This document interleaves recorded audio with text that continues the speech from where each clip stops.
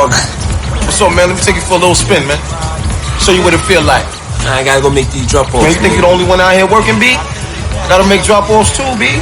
Come on, man, get in, man. I ain't taking no for an answer, man.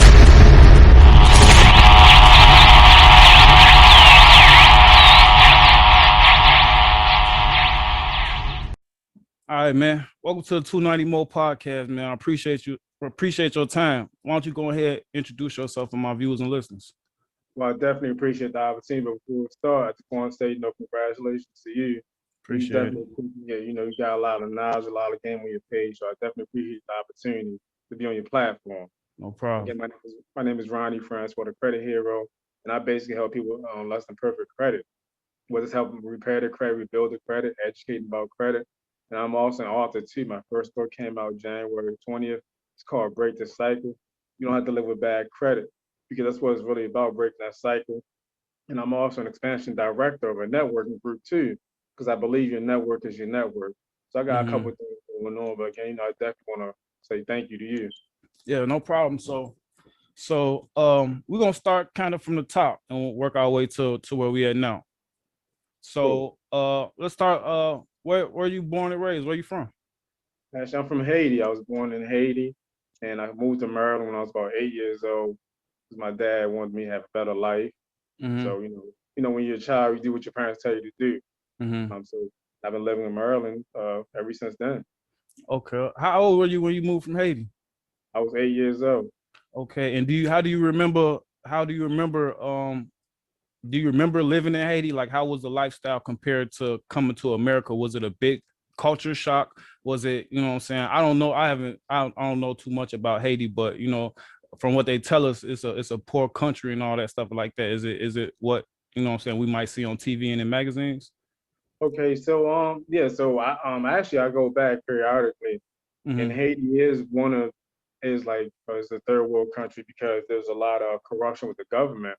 But if you look deep in Haitian culture, Haiti was one of the first countries that got the independence. Right. To see what happens when they got the independence from France. France was like, all right, you know what?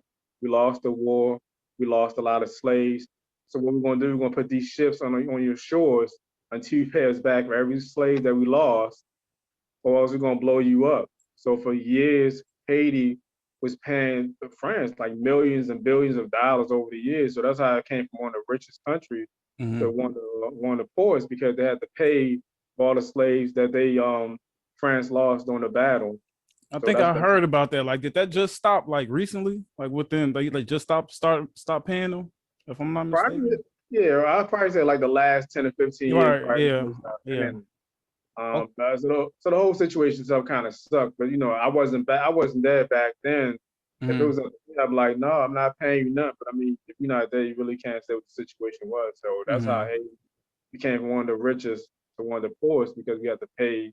We actually had to pay for winning a battle, pretty much. Okay, yeah. And just as the living comparison, you know what I'm saying? Is it?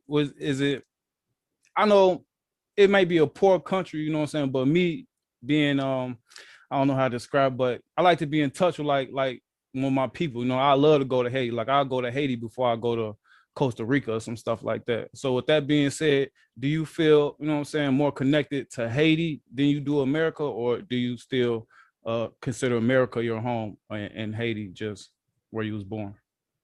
I mean, I'm always gonna have. I mean, Haitian is my blood. So I'm always gonna be Haitian. So I mean, I go there, every couple of years. I do have relatives still back there. So it's not like I just left, never went back. But I mean, so even though there's a lot of pockets of poorness in the country, if you have money, you can have anything that you have here. You can have big houses, you can have the luxury, anything that you want. You just have to have money to get it. And because, a lot of people don't have the money, so if you don't have the money, you can't live the lifestyle that you want. But a lot of Americans actually go to Haiti for vacation, like during the winter time. They take a lot of vacations out there, yeah. Yeah, that's why that's how I always say. But if I go outside the country, it's gonna be like Jamaica, Haiti, or Africa, somewhere like that before I go somewhere. And then I just found that Jamaica was like 3 or 4 hours from Chicago. I was like, never. I was like, gotta check that out. I didn't know that neither. I thought it was like, when I say Jamaica, I'm thinking it's like 18, 30 hours. Right, exactly. Exactly. And it ain't nothing that they really, I understand it's a poor country, you know what I'm saying? But especially when we go to like Mexico and Dominican Republic and stuff like that, a lot of times you just stand on a resort, you know what I'm saying? At least go see your people, learn some.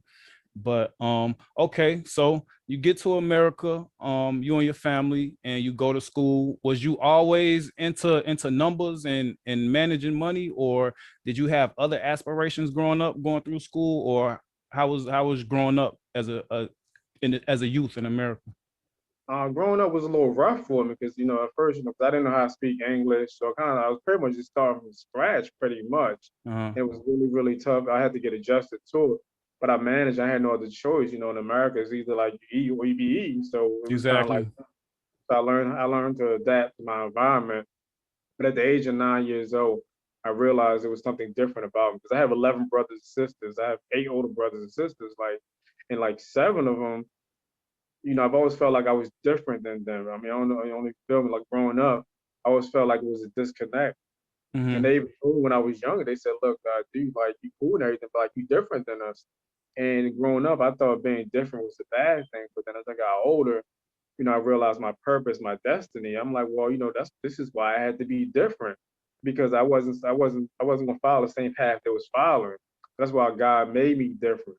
So again, I had to learn how to embrace the gift that was within me. But going to Mm-hmm. school, I never liked math. I never liked numbers.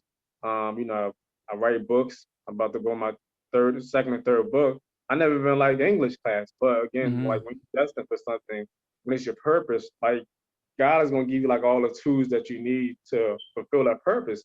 Like for example, like birds, they never had to go to flying school to learn how to fly. It's in their Mm-hmm. DNA to learn how to fly.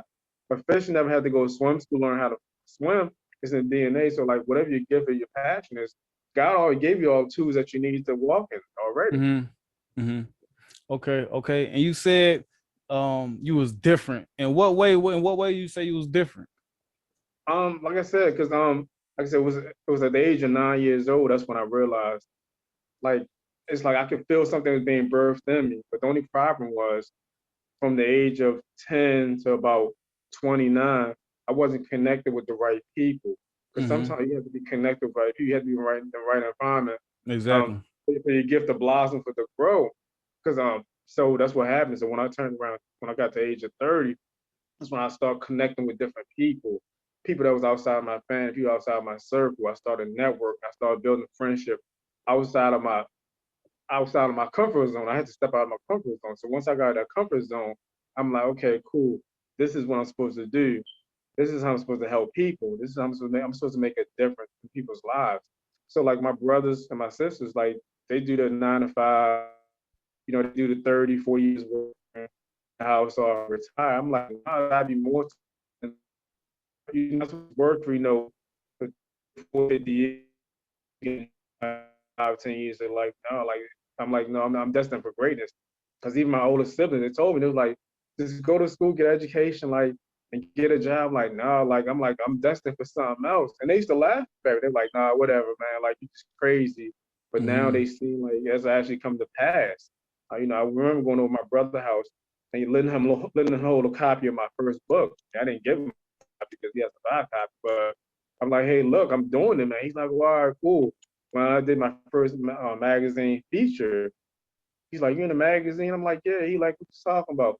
I'm not financial literacy and credit. He's like, all right, cool. Then my second magazine, third magazine. So as they actually start seeing it, and then they actually believe me now. Then he like, oh, when is your second book coming out? And he's telling Mm-hmm. people about me. But before, if you go back 10 years ago, like he would laugh at me when I was telling him my goals and dreams. Right, right, right. Okay, okay. That's that. I definitely understand what you're saying when you say that. So I'm already well, I'm pretty sure. And just growing where I grew up in the inner city of Chicago, and they don't teach us nothing about life after high school for real. You know what I'm saying? They teach you Christopher Columbus. You know what I'm saying? They teach you how to count money and how to read. You know what I'm saying? That's pretty much what you leave with. It's a good chance, you know what I'm saying? A lot of me, including a lot of people I know, we left high school with bad credit, not even knowing what credit was. You know what I'm saying? So um, I know you from Haiti and all, but do you feel like any part of of the lack of information to minorities about credit has anything to do with systemic racism, or you feel like, or we just that unknowledgeable about the topic? No, it's definitely disadvantage. For example, when we go to the school system, we learned about the Pythagorean theorem, photosynthesis, we dissect the frog, but we never taught how to balance a checkbook. We never taught about the five components of credit score. It's almost like they intentionally leave it out for some crazy reason. That's how it seems like it's like that. But Yeah. but the other races, whether it's white, Chinese, Hispanic, they actually like teach their kids about money, about generational wealth, about breaking that cycle. It's like when I was younger, like my family, we used to talk about money, like how we didn't have money, get certain things, but we never talked about credit. Mm-hmm. So that's why it was so passionate for me. Once I had the opportunity to write the book, Breaking the Cycle, I'm like, this is my chance to make a difference. And then that's when I started talking to my kids about credit. So I was 29 years old when I started learning about credit. My son, he was 9 years old when he started learning about credit. So he had a 20 years head start on me because I broke that cycle to talk to him about credit. Exactly. So okay, we'll go. You say from 10 to 29. Do you remember what exactly was it? What was it? You know what I'm saying? It was like, all right, I'm finna focus on this credit shit, and I'm finna, you know what I'm saying, do whatever I gotta do to make it do gymnastics. Was it an exact instance? Was it an epiphany? Was it a situation you was going through, lost a job or something, and you just like, I gotta do something? Or was it just like you just how you just said, you know what I'm saying, I'm destined for more, you know what I'm saying? I know this ain't it. Well, actually, so it actually started when I started going to college, when I got my first cell phone. Again, you get the cell phone, get the credit cards. They don't really teach you about, Mm-hmm. we got to make the payment, the insurance. They just give you the card. So I neglected my credit for years. If I left one cell phone company, I went to the next. Left one cable company, went to the next. And I realized that stuff was going to stay on me. I didn't know about credit. So my credit got really bad. It was like in the low 400s. It was so bad. I used to hope somebody would steal my identity. That's how bad it was. I'm like, can somebody just steal it? At least that way I Right. can get a new social security number. But of Right. course, that never happened. And I got really frustrated. I'm like, you know what? I'm gonna just sit back. I'm just ride out for 7 to 10 years because this stuff eventually has to come off, right? But then when I Mm-hmm. realized that, credit is like you can't ignore it because during that 7 to 10 years, I was gonna have to get an apartment. I was gonna have to get a car. So no matter how bad I try to ignore it, it still was gonna come back. When I got turned down for credit cards, I couldn't get the place I wanted to get. My ex had better credit than I had, so like if we did get some, we had to get on hers, Mm-hmm. bad credit. So I'm like, you know what, I gotta do something different. And then I'm like, if I can't do it for myself, I'm gonna do it for my kids. You know what I mean? What kind of life am I gonna provide for them if I got bad credit? So it was really because of my kids that really made a big difference. Mm-hmm. So that's really how I got into it. So then once I learned the credit game, I'm like, all right, cool, I'm good. But I'm like, you know what, how many of my friends and family might need this service? All So right. then I started doing it. I was actually just doing free service for people. People like DM me inbox and say, hey, look, I need some help with my credit. I would just send the information for free. And I'm like, hold up, man, I could actually make some money doing this. So then I Mm-hmm. started the business, but then I want to take a step further. I'm like, I want to help even more people. And that's when I wrote the book. Now I'm starting to like next fall, I'm gonna start tapping the colleges and high schools so I can get my book, some of that curriculum into the school system. That way I can help even more kids. Because Mm-hmm. again, it's selfish for me to get all this good You said information. high school, right?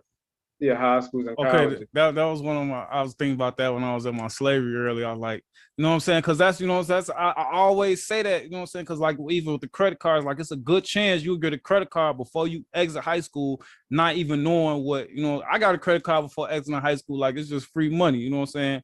I ain't nobody going, I ain't got to pay nobody back. I'm blowing it, you know what I'm saying? Then don't worry about it. Send me a letter with my name on it, I'm cutting it up. So with that being said, how did you learn? You said your credit score was like in the low fours, you know what I'm saying? So how did you learn? Who taught you the credit game, and how long did it take you to get back to, you know what I'm saying, to now? I'm pretty sure you probably getting some crazy one now, but how long did it take you to get, you know what I'm saying, to an average score? Well, And first, I'm sorry if I'm loading you. What damaged your credit? Just the phones going crazy with the phones and credit cards? yeah, just the phones, the credit cards, the cable bills, BG&E. It was just like a compile of a lot of derogatory items because, like I said, I didn't know about the late fees. I didn't know about like if you was late so many times that they would just close your account. Because I'm like, all right, I could be late, often. As long as I'm paying them, I'm good. But no, like, I didn't know that. I didn't know it was a 30, 60, 90-day late payment. I just thought late was late. I wasn't aware of that. I didn't know the 5 components that make up your credit score. 35% is your payment history, 30% is your credit usage, 15% is your credit history, 10% is new credit, other 10% is a mixture of credit. I didn't know those things. So since I didn't have the tools, it was kind of hard for me to get ahead and catch up. So, I had worked with a couple companies. It wasn't really helping me. And then, sometimes you'll talk to people that got good credit. It's like, oh, you don't have to pay nobody. You can do it on your own. So I'm like, all right, cool. You know what I mean? All I'm right. pretty smart. I could do it on my own. All right. So I started studying, started researching. I did about 2 years of researching and studying. But then that's when I was able to learn the credit game. Because Mhm. credit is always evolving, it's always changing. So I learned enough to get where I need to get. Then that's when I started spreading the message, started helping different people. Okay. So when you learn what you need to learn, you know what I'm saying, to spread it and to get where you need to get. Can you say what method specifically you used to get yourself back to an average score, or was it just trial and error with all these, you know what I'm saying, different So things? the biggest thing was discipline. That was the biggest thing of all. Learn to live within my means. That was another thing I had to go through. Because if you're not disciplined, you can read all the books in the world that you want. You can have the Yeah. best person in your credit report, but all you want to do is make the same mistake over and over. So once I got disciplined, I was able to live within my means. Say, hey, look, it's okay. Like if I can't eat a steak tonight, it's okay to get something for the value menu. You know what I mean? I'm not gonna die. So once I learned those two things, everything else kind of fell in place. But again, it really starts with discipline. That's where it really starts at. And then also I had to stop being cheap too. I had to learn how to invest in myself. I had to learn how to get the books that I need to get, the videos I need to get. I also had to invest money with certain companies to help me build my credit too. But once I got where it needs to go, then that's when I learned the tools and the knowledge. Okay.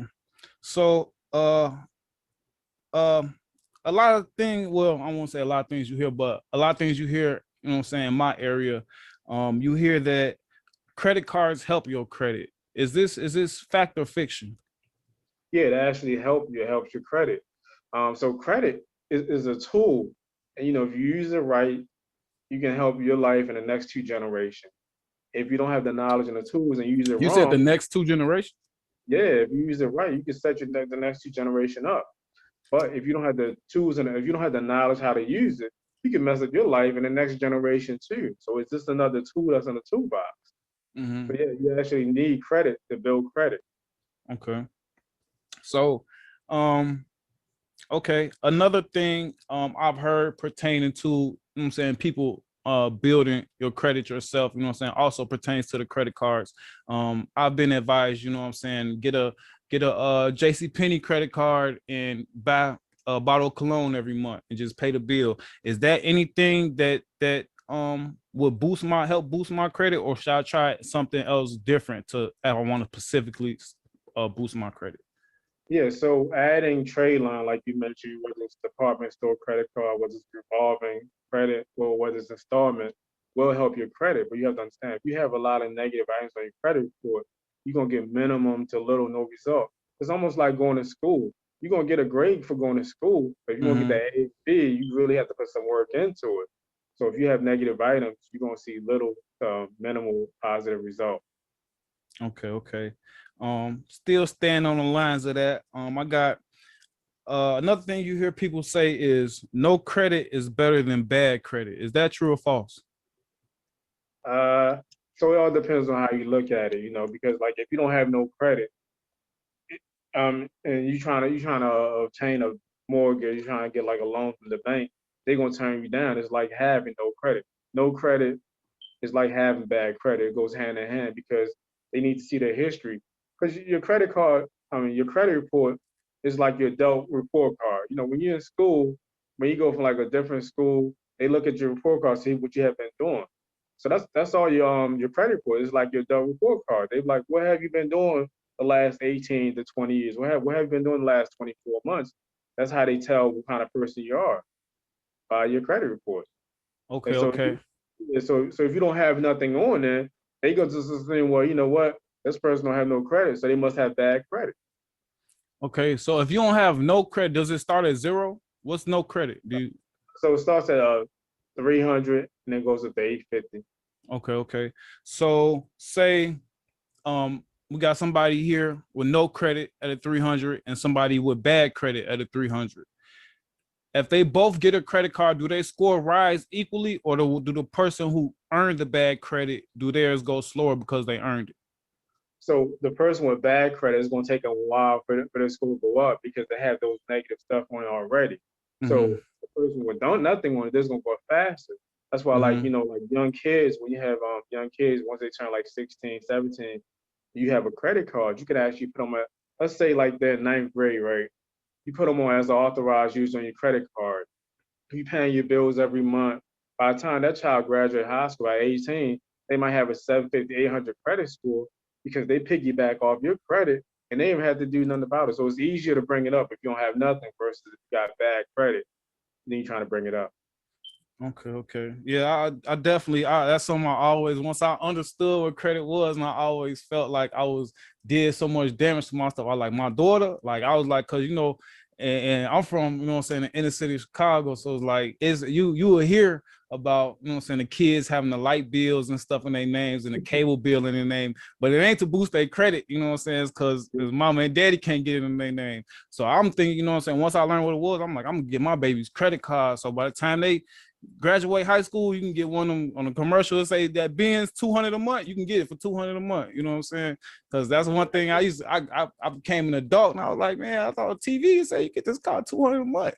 My credit all messed up. I can't do nothing on shorty. So with that being said, we're gonna keep going with the myths a little bit, the little fact and fiction, man. So another thing you hear is people say paying early boosts your credit. I hear this a lot when it comes to cars. Is that true, or is that a myth, or is it certain car companies, or is it, or is it just any paying anything early that goes on your credit? Like they know your payment date for everything you're involved with? So when you saying paying early, you mean like make your monthly payment early, you paying the whole thing off early? Paying early, So, both. I mean, you'll be doing both if you pay early. So if you pay the whole thing off early, it's not gonna hurt your credit score. But once you pay it off and it start reporting every month, your score is gonna drop. So yeah, I know it sounds crazy, right? So you have a car, you make the payments, you made your payments on time for like 3 years, then boom, the next time it reports to the credit bureau, it's not reporting that car payment, your score is gonna take a hit. And then so the other thing, as far as making your payment, so paying it early is not going to penalize you. So if you want to pay it early, you actually want to pay it before the date that actually reports to the credit bureau, because every credit cards have a certain date that reports to the credit bureau. So if you want to pay it early, you want to pay it before that date. Okay.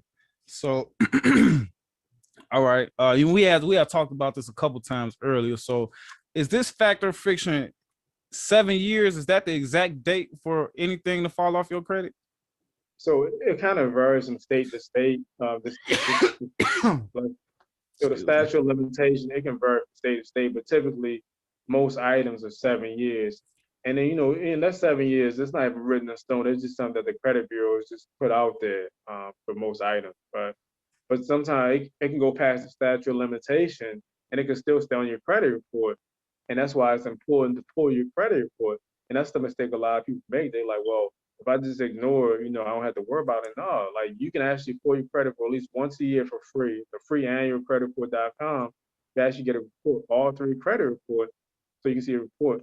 Because 1 out of 10 Americans don't even know what's on their credit report because they don't pull it. So why not look at it? That's very, very important. Okay. So okay.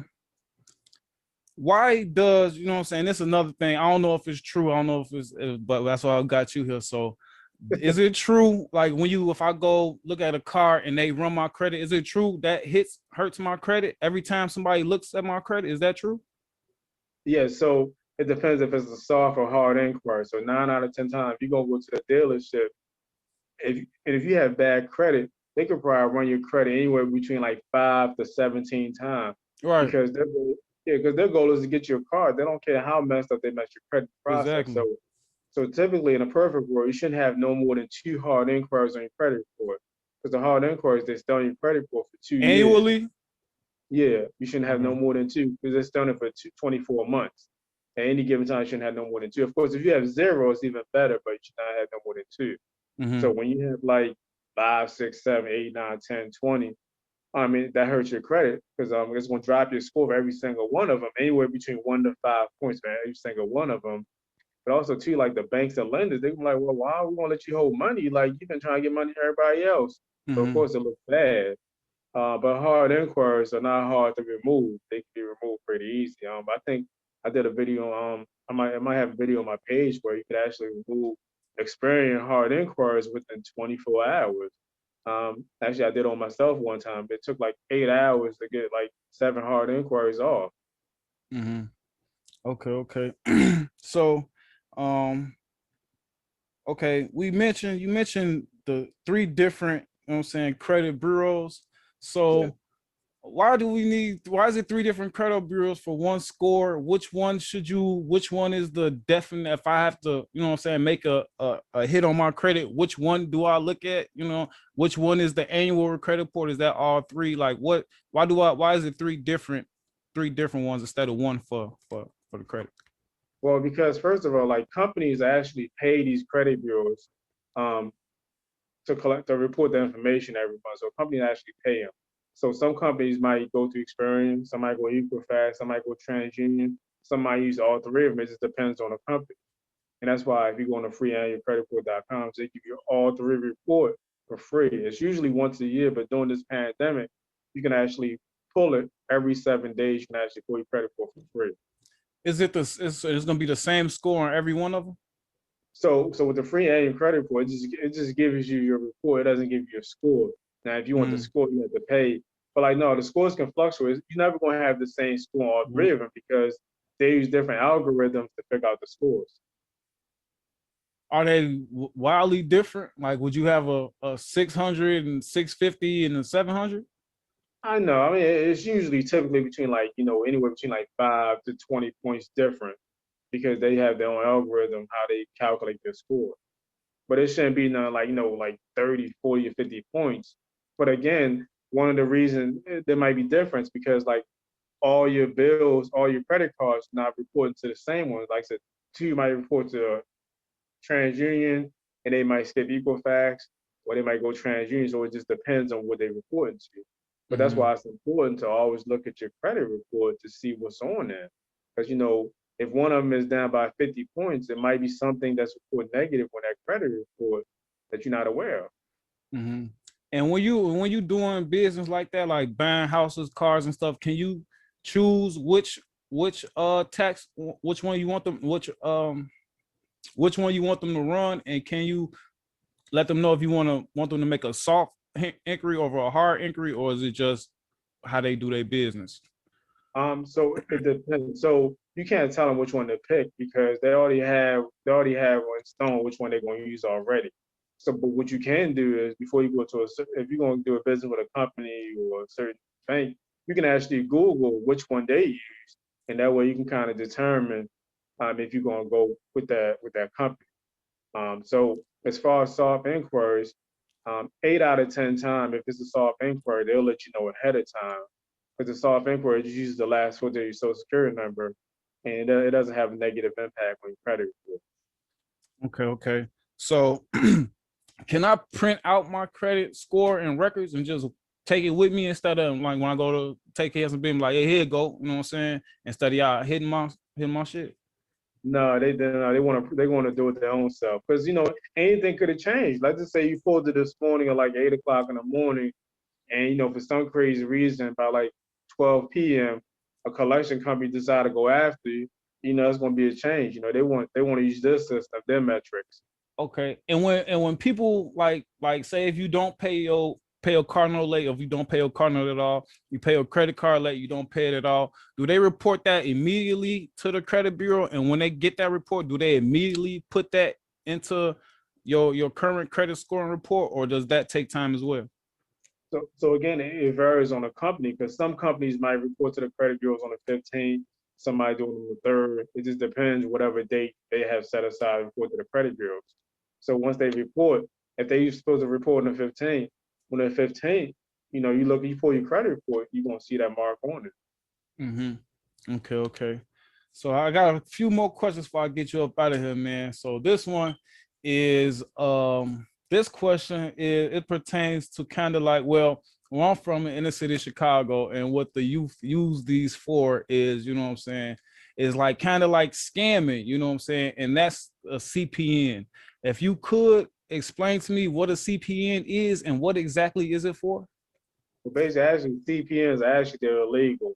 So what some people would do, they'll use CPNs in place of Social Security number instead of using your Social Security number. Those are illegal. People get in a lot of trouble for those.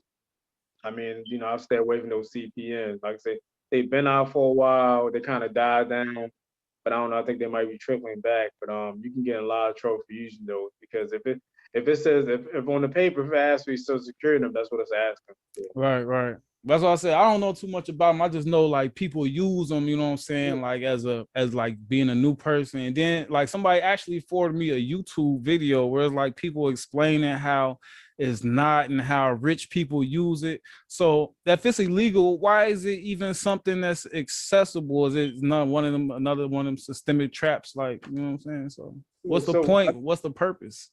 So celebrities, they have certain perks that we don't have. You know what I mean? That's how it works. So I have heard that sometimes celebrities will use those to mask their actually Social Security number, because if you don't want to get their real Social Security number coming out.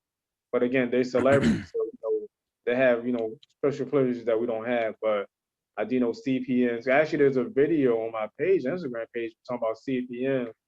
People going in a lot of trouble, and people charging like a lot of money for those CPNs too. Yeah. And again, it's because you can get it already loaded. You know what I'm saying? You can get it. You can get a number already loaded so that you can go get loans, cars, all that type of stuff. You know what I'm saying? And then that's why I was like, and the way the person was explaining it to me, I was like, Joe, if you do all this to your real credit, you know what I'm saying, your shit be, you know what I'm saying, raw. You know what I'm saying? But it's just a whole thing, you know what I'm saying? Like it was I was told about buying trade lines and putting it on a CPN, boosting the score, stuff like that. But so I would definitely say, trade lines are definitely a good thing to have. But that CPN, that's a no right there, man. You get a lot of trouble with CPN. And when it comes to credit, there's really no magic bullet. There's no really quick fix. You know what I mean? Like, so if your credit was damaged for like 10, 20, 30, 40, 50 years, like what's another 6 months or a year working on it? I mean, that's the thing about smart evil geniuses. I'm like, if you take that evil genius and turn it something positive, you could be doing something good with it. Right. Somebody will drop, like $500,000 buy a CPN, where they could spend that money and get their own credit fixed, and they wouldn't even have to be doing nothing about. They wouldn't even have to be do nothing illegal, not crazy. It just the world is kind of weird. Okay. So with you being who you are, what would you say the best? I wanna boost my credit. I'm probably at like 6. The best way to boost my credit, you know what I'm saying, starting now, the average household, average budget. What's the best way to start boosting my credit today? So the first thing you do is you want to pay your bills on time. That's 35% of your credit score right there. The second thing, if any type of credit card you have, the credit bureaus actually keep at 30% your balance, but really you want to keep it like 20% or 10%, because you want to keep under that 20%. So you keep your balance down, pay your bills on time, and then another thing you can do, you can add a secure credit card. You can add credit my rent. You can actually have your rental history shown on your credit report. If you know there's somebody in your family that have excellent credit, they can put you on as authorized user. They don't have to give you a card. Those are things that you can do like right away to see results. Interesting. Okay. So with that being said, let's talk about your book a little bit, man. I definitely appreciate the knowledge, man, clearing those things up for me. So your book, what made you want to put this stuff in a book? You know what I'm saying? Because you might hear a lot of people say, if you want people to find something, if you want people not to find something, you put it in a book. What made you want to put this information in a book, and what was the reaction to it? Because I knew, because because I know everybody learns differently. Some people you can give them like a computer to learn it, but there's still people out there that I know that read books. So there's not a lot of them, but there's people out there that read books and also want to tap into like the high schools and colleges. I mean, anybody can walk into the principal's office and say, hey, look, I have a good idea how to help kids, but you give them something tangible in their hand, like, hey, look, I wrote this book right here. Can you look over, give me a pen on it? The conversation is different. Something you can put in their hand. Giving somebody an autographed book that they never had an autographed book in their life, it's like that means something. Yeah, I could say, hey, go fix your credit. I could say, here's a 90-page book right here that you can read that got the meat and potato that you could apply today.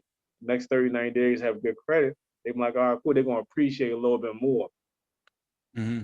Okay, so one of the things people might see, well, I see a lot where I'm from, what I'm saying, even advertised on the side of the street, on like the side of the wall and stuff, is like people, you pay people to fix your credit.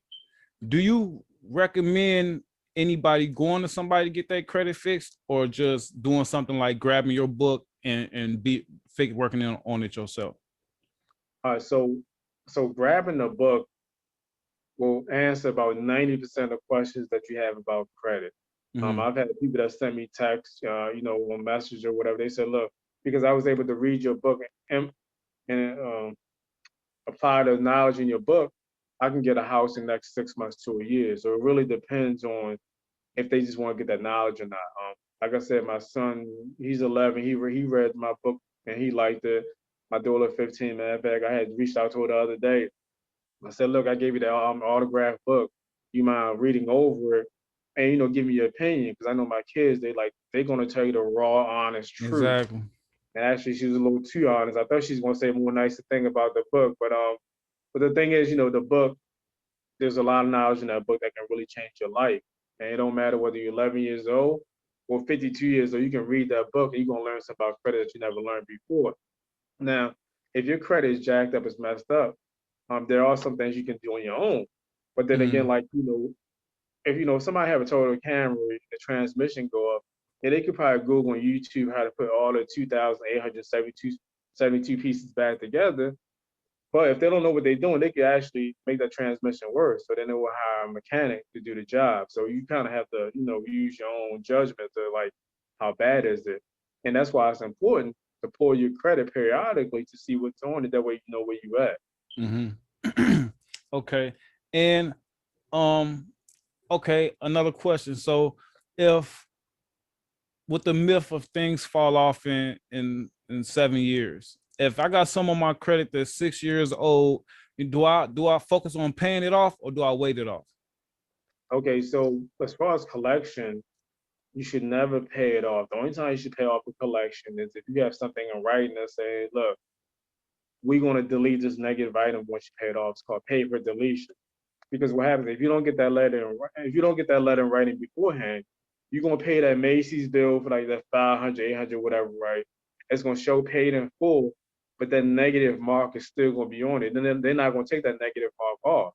Mm-hmm. So now you still gotta pay somebody else to get that negative mark off because that company did not take it off. So that's why if you're not gonna get that letter, you just wanna hire somebody to get that negative mark off yourself.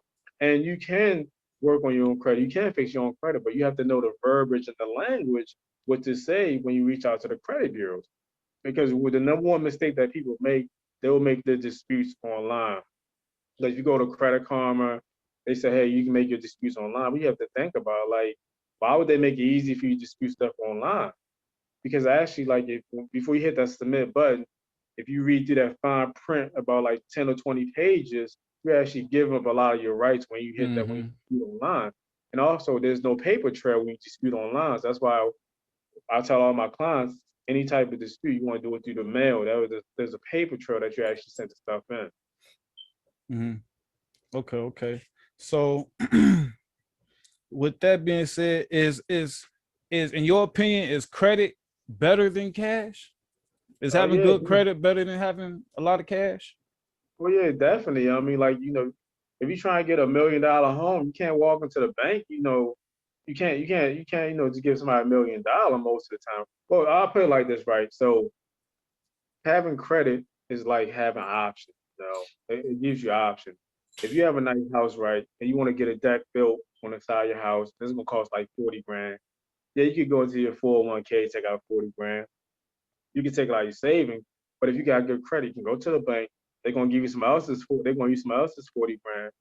And low interest, maybe no interest. You're gonna get that beautiful deck. You're gonna pay the bank back over time. So like after you pay the bank back, you still got all your you still got your money you're saving. You still got the brand new deck, and you use somebody else's money. So it just gives you options. It's almost like it's like eating pizza. Everybody don't like eating cheese pizza. Maybe you might want pepperoni. Maybe you might want pineapple.